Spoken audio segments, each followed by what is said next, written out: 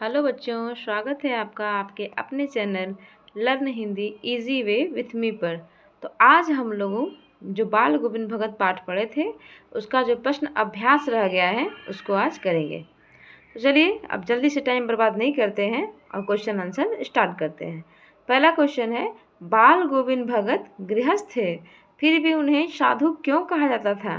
उत्तर होगा, बाल गोविंद भगत गृहस्थ थे लेकिन साधु की जो सारी परिभाषाएं होती हैं, साधु के जो सभी गुण होते हैं वे उन सभी गुणों पर खरे उतरते थे, इस कारण उन्हें साधु कहा जाता था। दूसरा क्वेश्चन है, भगत ने अपने बेटे की मृत्यु पर अपनी भावनाएं किस तरह व्यक्त की? उत्तर है, भगत ने अपने बेटे की मृत्यु पर अपनी भावनाएं कुछ इस तरह व्यक्त की कि जब उनकी बहू रो रही थी तब वो बोले, ए पगली रोती क्यों है, आज तो उत्सव मनाने का दिन है। क्षमा करिएगा, पगली शब्द इसमें नहीं आया था, वो मेरी बेटी बीच में आ गई थी इसलिए मैंने उसे गलती से बोल दिया। बोले अपने बहू से कि आज तुम रो क्यों रही हो, आज तो उत्सव मनाने का दिन है, आत्मा परमात्मा से मिल गई है, विरहणी अपने प्रेमी से जा मिली है, तो इस समय दुख कैसा, ये तो उत्सव मनाने का दिन है। और वे खुद नाच रहे थे, गा रहे थे और उत्सव मना रहे थे।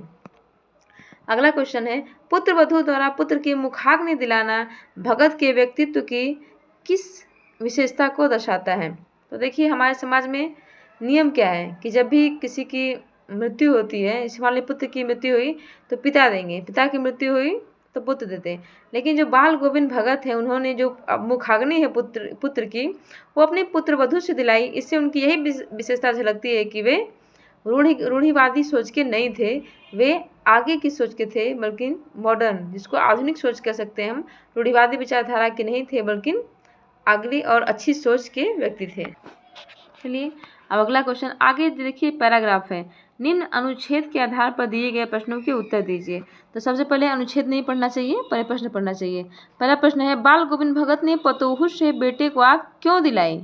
उत्तर है, बाल गोविंद भगत ने अपनी पितृवधू से पुत्र को मुखाग्नि इसलिए दिलवाई क्योंकि वो जो रूढ़िवादी सोच थी उसको हटाना चाहते थे और जो उनकी वधू थी उसके मन से उस मोह माया को हटाना चाहते थे।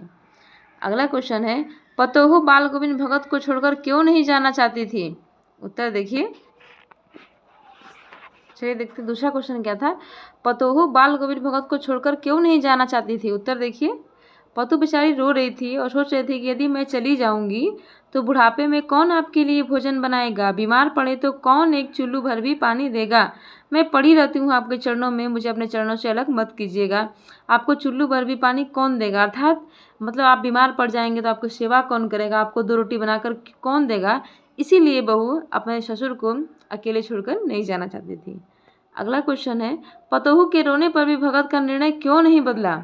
उत्तर है, क्योंकि भगत का निर्णय अटल था, वो जो एक बात ठान लेते थे फिर उसको करके ही मानते थे, इसलिए उनका जो निर्णय था वो नहीं बदला। वो चाहते थे कि इनकी बहू जाए और दूसरी शादी कर ले, इनके बहू के भाई से इन्होंने कह दिया था कि दूसरी शादी करा देना और इसकी नई जिंदगी की शुरुआत हो, इसलिए उन्होंने अपना निर्णय नहीं बदला। अगला क्वेश्चन है, बाल गोविंद भगत ने आखिरी दलील क्या दी? उत्तर, बाल गोविंद भगत ने कहा, जब बहू कह रही थी कि मैं नहीं जाऊंगी तब वो बोले कि अगर तुम नहीं जाएगी तो मैं ही इस घर को छोड़कर चला जाऊंगा। यह थी उनकी आखिरी दलील। और इस दलील के आगे बेचारी की क्या चलती, मतलब वो फिर क्या करती, बेचारी को जाना ही पड़ गया।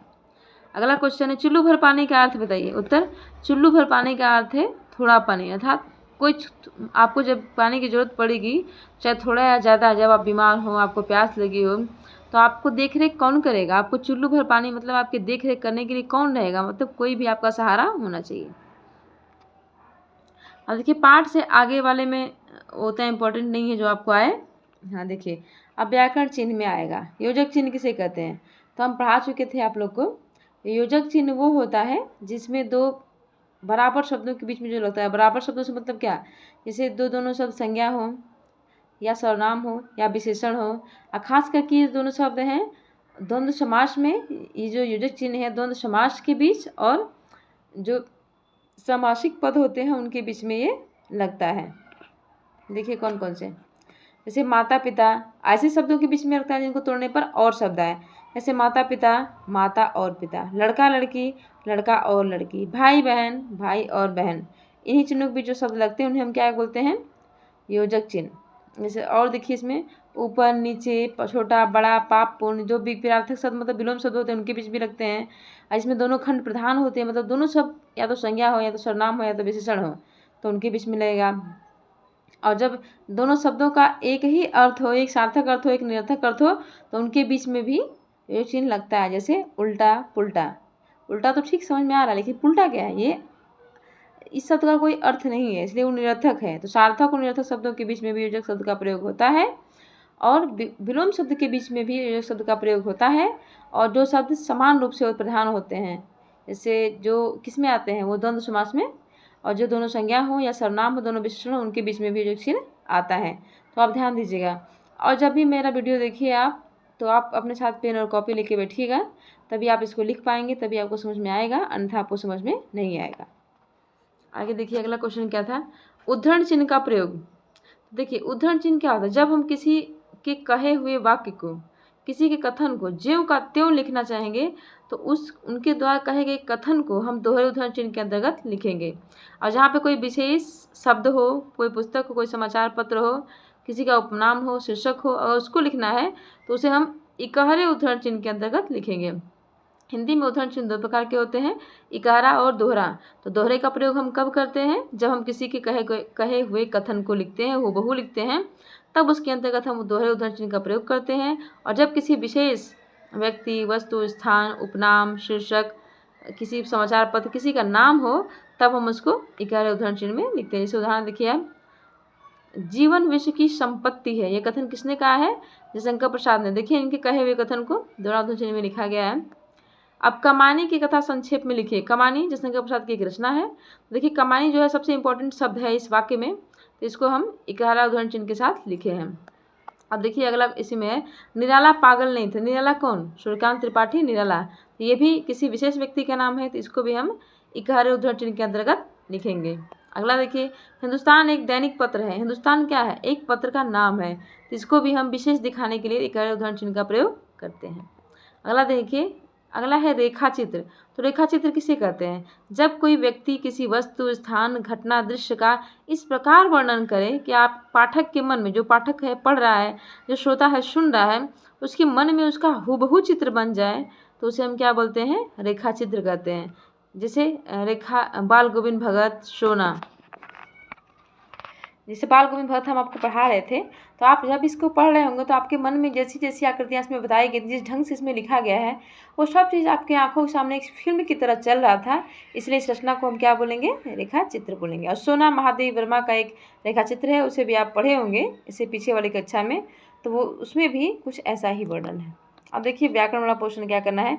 ये जो पाठ है बाल गोविंद भगत, इसमें से वैसे पाठ शब्दों का चयन करना है जिनके बीच योजक चिन्ह जुड़े हों, और उनका वाक्यों में प्रयोग करना है कीजिए। जैसे योजक चिन्ह बताए हैं ना किन किन के बीच होता है, जो विलोम शब्दों के बीच में होता है, सार्थक और निरर्थक शब्दों के बीच में होता है, और जो शब्द दोनों जिन शब्दों के दोनों खंड प्रधान हो, जैसे दोनों शब्द संज्ञा हो, दोनों विशेषण हो, दोनों सर्वनाम हो, और दोनों को तोड़ने पर और शब्द आए, तो उनके बीच में हम किसका प्रयोग करेंगे? योजक चिन्ह का।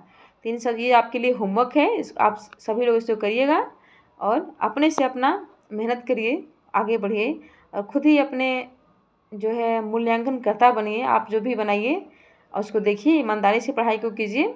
समय का महत्व यदि आप समझेंगे तो समय आपको एक दिन बहुत बलवान बना देगा, और मेरी शुभकामनाएं आपके साथ हैं। और एक बात और, यदि वीडियो आपको अच्छा लगता है तो लाइक करिए, शेयर करिए और सब्सक्राइब करिए। धन्यवाद। और आपका कुछ विशेष सुझाव हो इस वीडियो के बारे में कि इसका प्रश्न उत्तर कैसे बताया जाए, कैसे पढ़ाया जाए, तो कृपया इसके बारे में अपना सुझाव कमेंट बॉक्स में ज़रूर दें। धन्यवाद।